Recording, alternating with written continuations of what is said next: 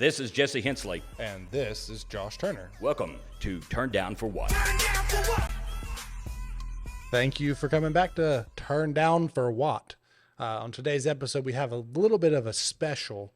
We have two gentlemen that have been in the EV space for years and years and years, primarily working on conversions and some other really unique things in the EV space. We thought this would be a really cool opportunity just to have an extended dialogue with these gentlemen, kind of discussing some of their take on the space. Pioneers. Yeah, I mean, they really Easily, have been. you could say something like that, because again, the EV space, everybody kind of talks about it being fairly recent. This goes back years and years and years. They've been doing it for 20 years. About 35 years. I mean, they've been doing it a long time. And I mean, that's something that obviously it's more recently exposed, but I mean, they've converted all sorts of vehicles to EVs, and that's just kind of a really unique aspect that not many people are aware of, but they're very highly knowledgeable in the sphere. So it'll be a kind of a very interesting dialogue. All right. And so we have Mike and Mike on the phone from Veolectra. Are you guys there? Yes, we are. Hello. Awesome. Veolectra is a very interesting offering that's been around for years and years and years. And I would like for you guys to start by just kind of giving us a brief history of where you've been, what you're doing, and kind of anything you want to share about your history. Sure. Yeah. Well, so we've been around about 35 years. We started doing advanced composite work down in Texas. I may or may not have an accent. I'm not sure about that. But we're now up here in Michigan. So I guess I have an accent from Michigan, maybe. But we doing advanced composite vehicles. Started out doing a mid-engine sport car in the early 90s in Austin, Texas. That car was brought up here to Michigan, driven around the Ford Proving Grounds by Jackie Stewart. He said it was one of the best road cars he'd ever driven. And so that launched us into the composites, because when people said we want to do a lightweight car, prototype car, everybody was coming to us for that. And once you start making lightweight vehicle chassis and full composite unibodies, inevitably people start asking about powertrains. And so at the time in the mid-90s, there's this new thing out they called hybrid electric.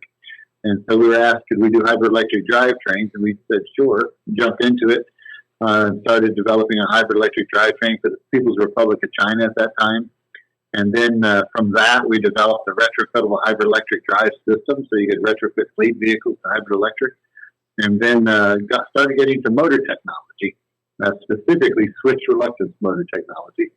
And primarily we did it because people said you couldn't control a switch reluctance motor. They're too noisy, yada, yada. So we took that as a challenge and started developing switch reluctance motor technology, bought out all the Honeywell intellectual property in switch reluctance, and then basically surpassed it with our own technology. And so then we did work for companies like Phoenix Motor Cars and their powertrain system in the mid-2000s. Then it was the first electric car certified for the roads here in the U.S., ahead of Tesla. And then the financial crisis hit, and we know what happened to all the investment in the U.S. after that. So those guys are still going, though, I believe, doing EV conversions now. And from that, basically, we started developing very interesting motor topologies, getting more into the power electronics, control systems, charging, even developed nickel zinc battery pack systems, lithium titanate battery pack systems, lithium iron phosphate, all the other battery chemistries, including bipolar lead acid batteries. So did quite a lot of stuff in automotive. We are the only company that's ever successfully crash tested a full composite battery pack system that passed crash testing with no damage to the battery trays. The battery cells didn't survive that well, though. But in fact, we were asked, could we make the battery cells out of the same material we make the trays out of? So basically, and so in that vein, we've been doing this for quite a long time. We moved up here about 2 years ago to Detroit to be closer to Mecca for automotive and to amplify our efforts, everything we're doing. Because down in Texas, I always say we were bringing the mountain to us instead of going to the mountain. So now we came to the mountain here in Detroit, And in that vein, we do design, engineering, prototyping, product development. So we can do a clean sheet of paper program. We've got a Class 6 truck clean sheet paper program we're doing now, along with some heavy trailers, some electrified trailers. We're doing mobile charging systems. We've got a couple of vehicle programs, as well as EV conversion systems for legacy vehicles, such as Land Rover Defenders, muscle cars, and all of those types of things. And so doing that kind of stuff, we can even jump into any program that's already been going. Maybe it needs help with design for manufacturing, design for assembly, all that's in our wheelhouse. Wow. Just a couple things. Yeah. I don't. Do you even have time to do anything else other than that? I mean, certainly there should be a few more things you can do with your time. Eventually, yeah. There are a few things on the back burner, so don't get me started on that. but so how well has it been to go to Detroit? Have you seen a big push in the access to where you've got more work out of that since you're right there next to all the major car companies? Absolutely. And in fact, it's also expanded us into, we're in marine, in aircraft, electric VTOL aircraft. We're doing some work with a company here in Detroit with that. So it is expanded. So it's not just, let's say, automotive, it's basically land, sea, and air. So and the other thing we find here, and is an investor told me this one time, was really interesting. He said, if you want to develop technology, you go to Silicon Valley. If you want to build it and make it last on the road, you come to Detroit. And so I thought that was an interesting difference. In a sense, the California thing, is kind of, they do kind of pie in the sky type stuff. But if you want something that you put in people's hands and it can last, and then you want to be in the Detroit area, because all the support people around us here, not just the suppliers, but we're talking about the kids in school, that are up and coming. Everybody's coming here to be in transportation.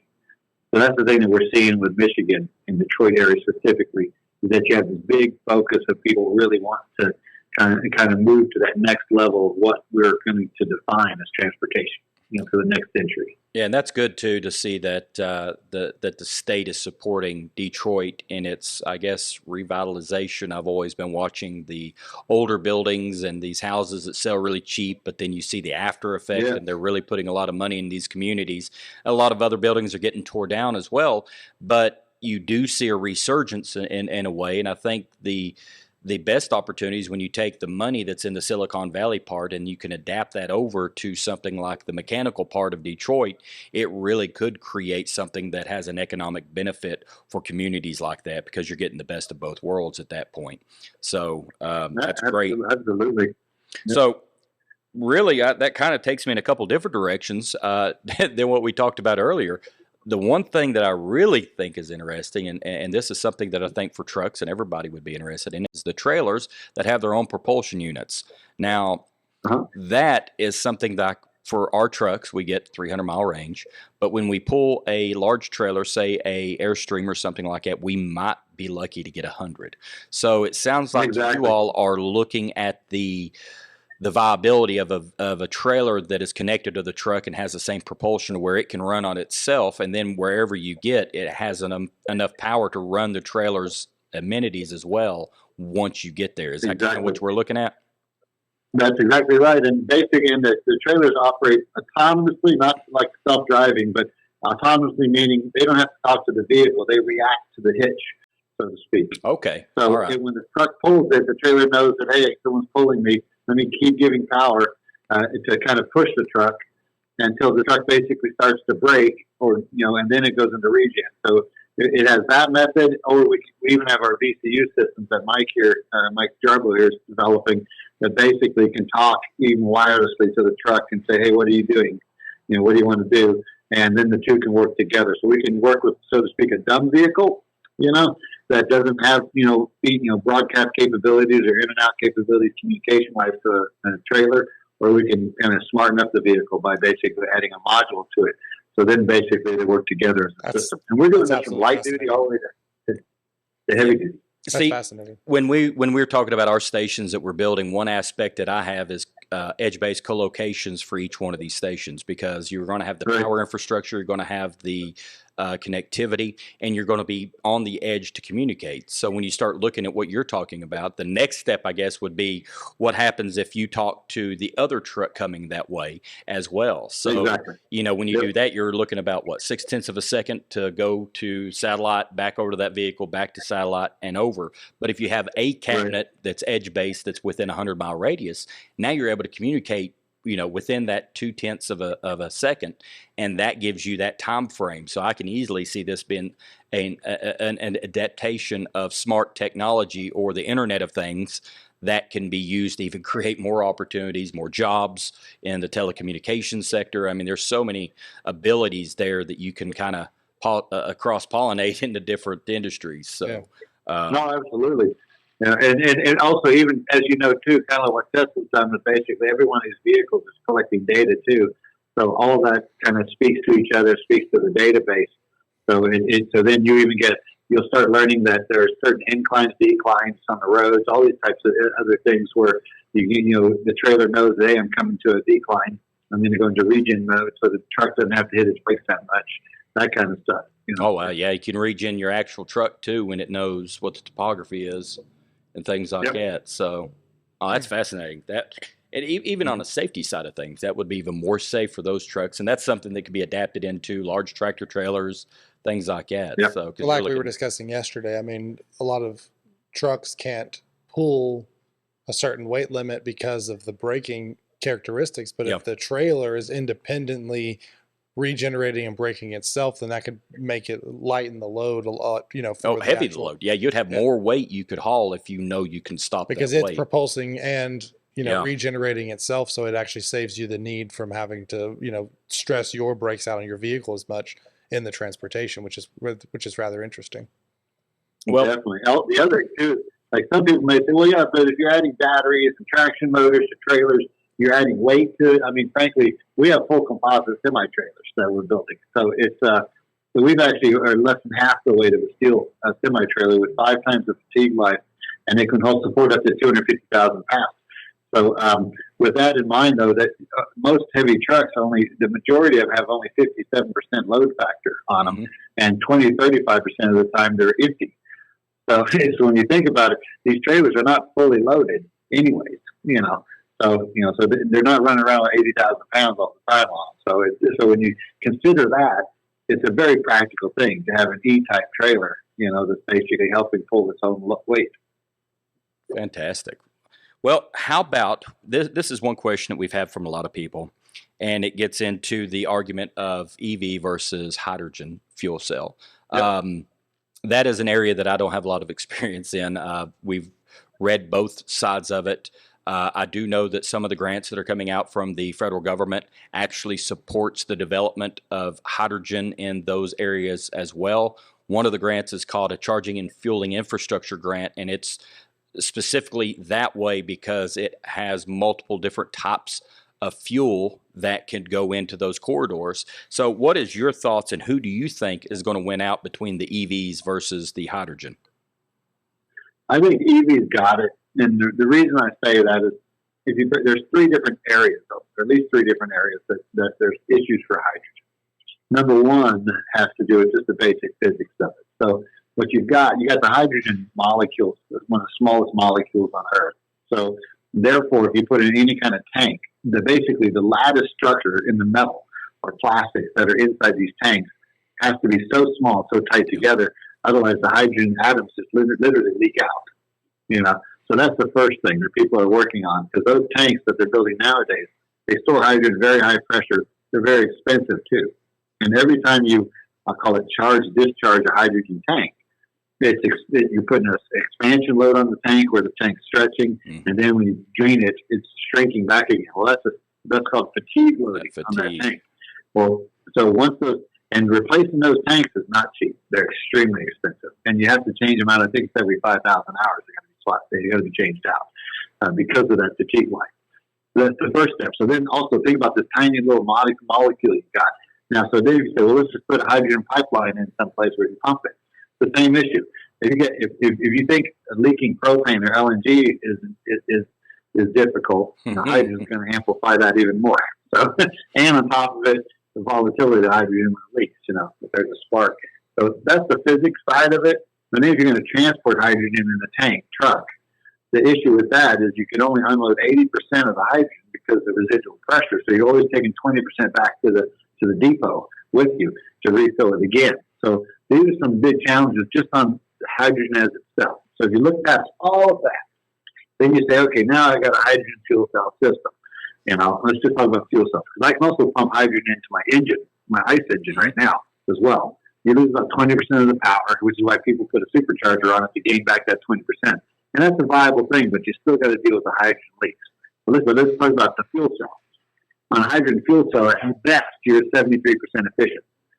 And that's after you've actually cracked hydrogen from something like we did a program where we were cracking hydrogen from natural gas. It's $1 million station to do it, and then the amount of electricity you use to crack the hydrogen from natural gas. There's a lot of electricity. So when you look at 73% efficiency versus, say, a battery electric system that's at 98% efficiency, there's no comparison there. Yeah.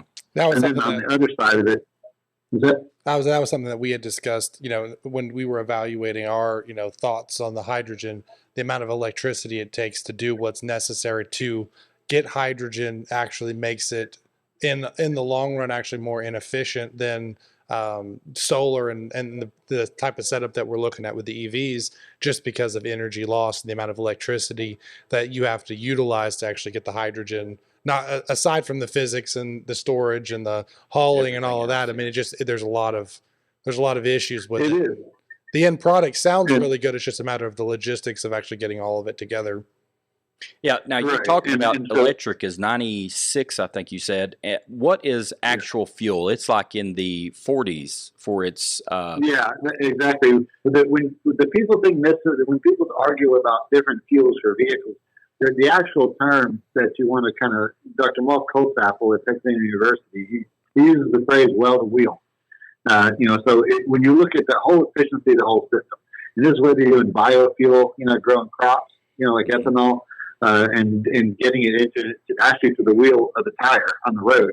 When you look at all these different processes, whether it be battery electric, from the power plant all the way to the tire, or hydrogen basically coming, because unfortunately there's no pools of hydrogen sitting around. You go, dip a bucket into the pool of hydrogen, pour it in your tank. So so when you look at that well to wheel process, that's where you start seeing that hydrogen's really got some deficiencies. And then when you go to maintenance, that's another thing, because right now, anyone who's running LNG or propane vehicle systems, it's hard enough for them to find techs that can work on these systems. They always have leak issues, those types of things with them.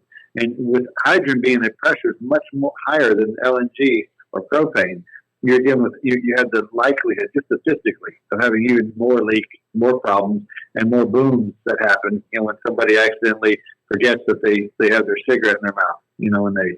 When you're working on something. Yeah, which is where we kind of think that, the battery technology is evolving in really positive ways.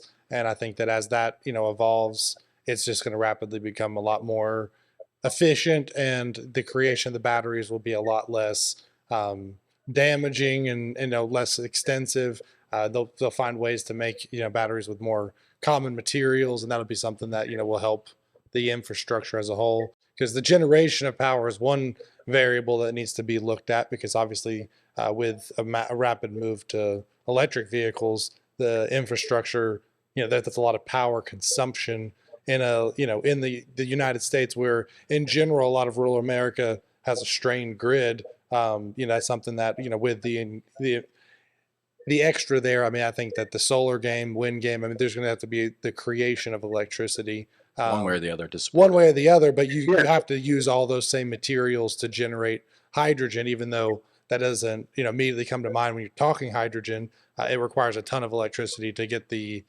systems and stuff in place. And so that's where coming up with the energy efficient systems around the electric vehicles, I think, in my opinion, will still reign out. No, absolutely. And the technologies are here too, guys. And like I said, I can name, first of all, we've had nuclear power for a long time. We just shut it down because, America had a bad experience with 3 Mile Island. 3 Mile Island. And but now the nuclear technology nowadays is so far beyond what it used to be. Yes. Then you got, of course, we find fusion just happens, that's in process. But there's a lot of other clean energy out there. And don't forget biofuel. I actually made my own biofuel out of my cooking oil from a restaurant I used to have. I ran all my diesel vehicles on 100% biodiesel, and it was awesome. It smelled like French fries everywhere, but so you're hungry and having a good time. So. Yeah, I think the development of the small modular reactor, in our area, we're in East Tennessee, so you have TVA that's definitely looking into the smaller modular reactor area. You're looking at a lot less room that's needed for it. Right. We are in an area also that had a couple of their nuclear plants stopped production during the 3 Mile Island crisis, and then were never constructed. So you have the remnants of an old site. I actually built a solar farm on one of them that was in the old right next to the old reactor housing as well. And then in the corner, you could see the first 2 rings, or first ring of the cooling tower that was started under construction as well. Wow. It was abandoned at that point. And then we built the solar farm on it. But when you look at the technology, we have Toyota is one of the biggest and best at what they do. I mean, Toyotas run forever. I've always loved Toyotas. They've made the argument here lately that the hybrid is probably the better push, but because of your knowledge of all this, and one other thing that we've been talking about over the last 2 weeks has been the importance of solid state batteries. The 10% or 10 minutes to charge the thing in full. I think Toyota's said 760 mile range for one of theirs. BMW announced their goal of having a solid state battery in 2025, I believe. What is your knowledge of and what do you think is the next battery tech? Do you feel like that once solid state gets here, that's going to be the big game changer that gets most of the people on board with this to move forward? Well, yeah, and that's why I was kind of saying that this technology is already here. We already have the 500-mile, 1,000-mile battery. It's already here. You have the solid-state battery, which is they're being delivered by a few companies already.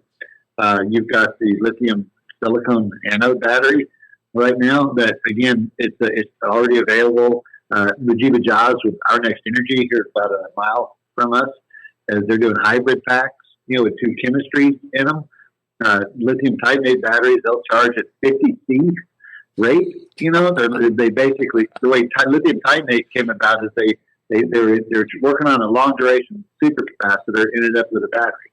So, and so it's basically, so we've had this technology, but right now what the industry's had to do is they've had to basically pick a technology and start building gigafactories around it. So even and the battery technology is growing so fast with solid state, with lithium silicone and all this type of stuff, that the accountants aren't going to just let them change, the next day to a different chemistry. So these guys, they got to get their return on investment out of their plants, all this stuff. So the mainstream market will kind of be stuck with lithium iron phosphate batteries for a while as they recoup their investment costs. But you'll see the edge players doing the solid state batteries using lithium silicon. Because lithium silicon, I think lithium silicon is I think 3 times the energy density of lithium iron phosphate and charged at 5 C plus. God. So we already got the battery technology to make cars go 500, 1,000 miles.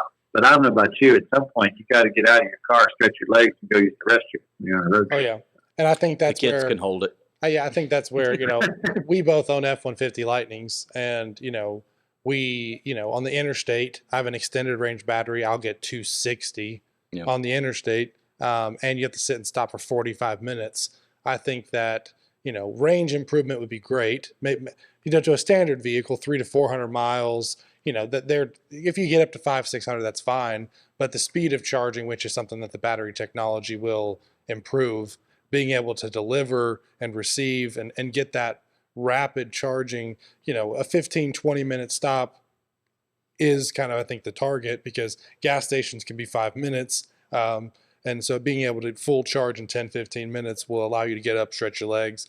And, I would prefer the speed of charging versus the range, but I think that's something that's going to kind of coexist as the battery tech evolves. Yeah, I agree. But also the fact, remember, we started out with kind of Toyota Prius voltages of 288 volts. And now most of the vehicles out there are 400 volt systems.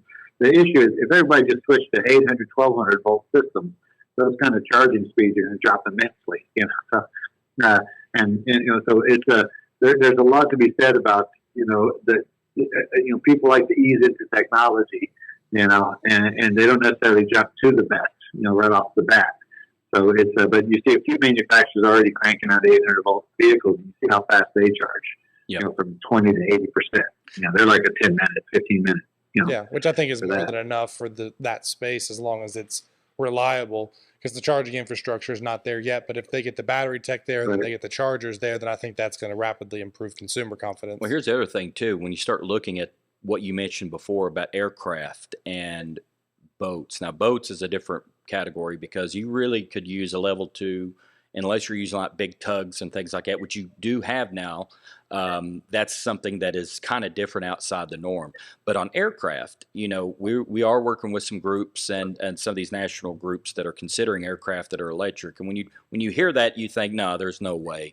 But we have talked to some of the executives at some of these shipping companies who have mentioned that, an hour of fuel for like a small air taxi that does next day delivery, that hour of fuel is $460 for them.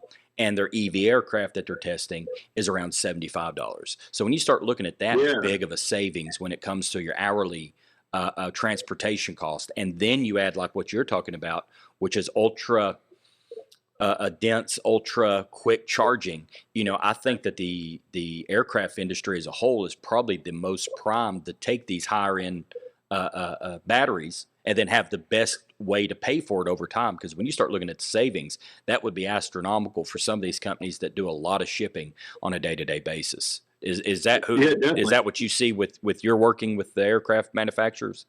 Oh yeah. The other thing too that people forget is all the maintenance repair operations. That you get MRO stuff. How many hours you got to take these engines apart? Everything's got to be certified, worked on. The cost of that has to be done, mandatory. Remember, with an electric motor, you got one moving part in it, And is your bearing good? Great, you're done.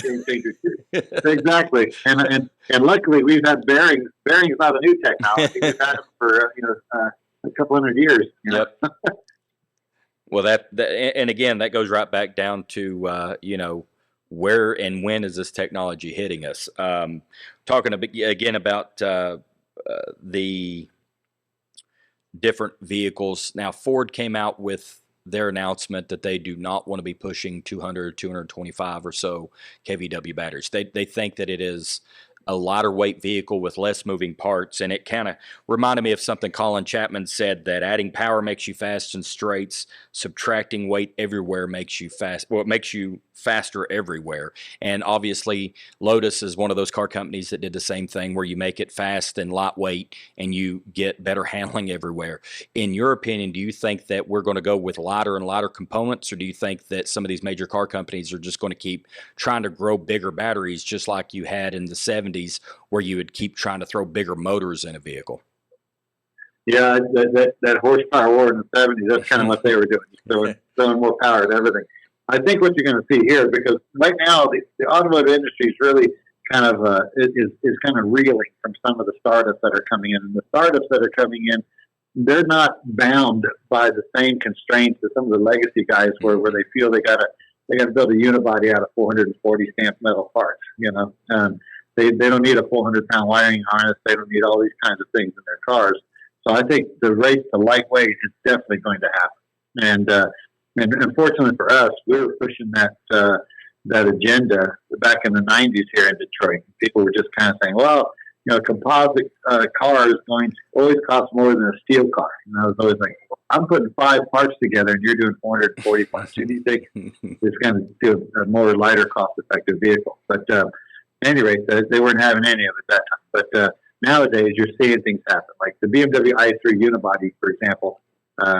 We were over at Monroe and Associates recently and looked at the unibody sitting there. And I worked on that program, the early part of that program for BMW Mini back in 2005. That's how far back that goes. But that's the most advanced unibody literally on the planet right now. It's and it's in the lowly i3. But so it's super duper awesome, unibody technology that's sitting there. And but that is an example of a lightweight unibody. They tested, and it's in a people's car, Yeah. But so I think everybody, you're seeing consolidation, wiring harness systems that are going on. We're doing work with that. Mike and I are doing that. We're doing things with smart. So I don't ADUs, forget it. all Have that. you started working with fiber optics in these vehicles yet? Just a thought on mine. No, not yet. What we're doing, we're looking at doing power communication over power is what we're working on. All right. We've got some algorithms that basically allow us to do fiber optic speeds over twisted pair. Okay, I got you. Yep. Yep. Yeah, that way you have So- your so that's- residual backup and you have a much more robust system for it. So I can Yep. see that. And the other thing that I'll let Mike talk about the PDUs and the wiring harnesses, how we're trying to eliminate fuses, all of this type of thing. Yeah, basically, we've been trying to consolidate as much of the EV components as we possibly can, sort of build a kit for them, kind of keep everything on one cooling plate, have bus bars running between the components, minimize as much wire as we possibly can, and while building this kit, we're hoping to be able to drop it into different vehicles. So it's kind of a two-in-one. Not only are we trying to reduce vehicle wiring, but we are developing a kit to drop into multiple vehicles of different sizes. And something basically it takes kind of instead of having multiple boxes all over the place that have cables and wires running from, they're consolidating. Yep. Is what we're doing. So that's going to lighten up the weight of the vehicle substantially because you don't have all these redundant housings for components and all these cables. Copper weighs a lot, by the way. Aluminum is much lighter. So we've even all of our power in our vehicles use aluminum bus bars. Give an example instead of copper. Well, I'm just happy that I can get a '66 Mustang fastback without having to worry about with still the speeds of an EV vehicle. So that's one of my goals one day is to build one of those so I can still enjoy it, or a '69 Charger, either way. I have a really close friend that wants a Defender, and if you're making an EV conversion, we got those. I will. We're doing the muscle cars and the Defenders. We're doing Defenders for Twisted Automotive. It's a name that's recognized by Defender guys all over the world. And both electric and gas. There's some people still want ICE cars, and then muscle cars. We're doing the '67 Mustangs. The some people believe it or not want a Chevy Cobra, and then '70 Chevelles. Those types of things. We're doing those under a brand name called Lynx, LYNKS.co is the website for that one. But so they're cranking out these high end cars. They're all high end right now, unfortunately. Because people who want a custom vehicle, they pay a lot of money for that type of thing. But I have to wait. But yeah, if you want a muscle car that, like we talked about, we're doing a '70 Chevelle where it's all-wheel drive, full independent suspension. We even have full drive-by-wire built in and brake-by-wire, all that. But that's a car that goes 0 to 60 in about 1.6 to 1.8 seconds. God. That's insane. Yeah, I think that kind of, especially when you don't hear it, and then everybody just kind of sees it go that speed. You're like, okay, yeah. And what they see is what they thought would be a nice vehicle. Yeah. So. Yeah. Well, once your face peels off the first time, then you do what I do. You just turn it down to chill mode all the time. What vehicles do you all run that way? Do you all have one like that you have, or is that your daily? My daily, because we always evaluate competitors and stuff and what the mainstream is doing. So I'm driving a Mach-E all the time. Mike just got a Model Y, and so we have a few other Teslas around here. Got a Tesla Plaid around here too, and but with what we're doing now, the one I'm building now, since I'm a hot rodder guy. I've always built grease, gasoline, stuff like that for SEMA shows and things like that. So I have. In the process, we're building in the shop is a 1950 Ford cab-over truck. It's a Class 6 truck that was basically bobbed into a pickup, lowered it down, and that's getting the electric motor now. That's going to be a plug-in hybrid truck conversion. The electric motor in it, driving that back axle, is 1,800 newton meters of torque. So it's basically at startup, it's 9 times the torque. Yeah, startup, it's 9 times the torque of a Hellcat, 3 times the peak torque of a Hellcat. Yeah, I was thinking that's like 14,000 foot-pounds of torque. So yeah, so that's going to be my daily. So somebody's going to correct me on the math there, unfortunately. So is that the snub nose where is that the snub nose? Okay, yeah. Yep, that's it. They're called the cab-over DOE. Yep. So the name of the truck's called Confusion, because it's a 73-year-old truck, but it's got the most advanced powertrain system and driving system underneath it. So it's kind of a little fun. I like to poke fun at that. It even has the original patina on it. So Oh, wow. like We had a dump truck like that. It was a red dump truck, and it was around that era. Had, oh God, I can't remember what gas engine it had in it. It was small. We actually used it a lot. It had a green rock bed on it, so we used it off road when we'd have a job or something. We'd busting up rocks. So, God. And at that point, it wasn't worth anything. Today, I would love to have it, but I think it got crushed. And of course, there's a lot that we all want to keep, right? Yeah, it started with my hair. Yeah. And once my hair lost, I was done with it. So now, when it comes to, I'm going to hit a couple more things, and then I want to get into recycling on these things. That's another thing that keeps getting brought up. So when you keep looking at this, one thing I've seen is the use of AI technology to come up with very innovative frame designs that can be used with additive manufacturing through the processes that would allow that particular frame to work. Do you see are car companies or these small startups starting to have enough of an impact to where that looks like the type of technology that will be in the next series of vehicles? Or are you still thinking that it's a little far off for using those? No, the whole generative theme like that is definitely changing the face of how you make something. Now, just because generative AI can create a structure that only puts the loads or only puts material where the loads are, that's one thing. But then being able to manufacture, like you say, with additive, that's what's required. Because a lot of that stuff is so complex that you couldn't just sit there and take it to an injection mold house or to a metal injection molding place or any of the casting places to do it. They're pretty complex, and so the additive manufacturing is super important for that. You're seeing a lot of work right now in the metal additive manufacturing. Companies like Mark Forged and some of these other HP has their systems too. They're doing some amazing stuff with that, and the structural strength is really, really well. Most of it right now, I think, is easily on par with 6061 aluminum. So as far as structural strength goes, but it's changing everything. Everyone's seen the brake calipers. I've seen complete car chassis done like that, and it's just kind of freakish because it's like someone built it's like a basket woven type structure. If you're not familiar with what a generative modeling is. But it's just kind of interesting because it's kind of like when they show the human body with all the blood veins without the body there. It's like that kind of a thing. So, reminds me of the Maserati cage car that they used to race in F1. I think it's 62 or 63. Yeah, the birdcage. Birdcage cars. Yeah, I love them. Yep. Yeah. So basically, it's kind of funny. Everything old is new again. But just instead of a bunch of guys welding all these little tubes together and stuff, now you have it being kind of grown in a machine, layer by layer. But that definitely is going to change things because what you're going to see is you no longer need a manufacturing plant for it. You just need a manufacturing machine, a cell. Okay. So that's what's really big about that. Well, we were going to get into the recycling. I think we actually ran out of time. So is there a possibility that we can have you all back again here soon and we'll have another round? Because having this type of information at our fingertips, I know there's going to be a lot of questions and a lot of people are going to want to know some more information about your company. And we're going to link your company at the bottom of this podcast so everybody can go see what you have. And absolutely love to have you all back. That'd be fantastic. Great. Thank you. Thank you so much for your time today, guys. Yep. Thanks, guys. Thank you very much. Appreciate it.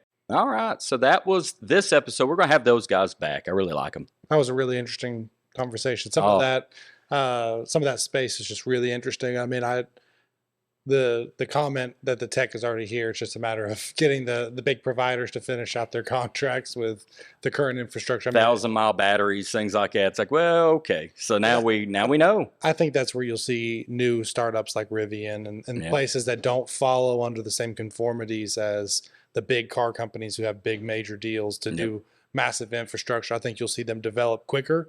And then somebody like Toyota who doesn't have an EV on the scene, they can come in. I think they can drop something quicker, but your big companies might be a few years behind in that lag. But I mean, I still think the technology's developing in really solid ways and excited to hear about more, but they have a lot of insights. I'm curious to hear a lot more from them. we don't have enough time. We could have a 4 or We 5 need to have hour podcast more on- episodes of them coming in. Yeah. So definitely we'll do that next time. And now that we know, you know, so we'll be probably back next week, and hopefully we can get these guys on next month. few weeks. Absolutely. Yep. So Sounds appreciate good. it.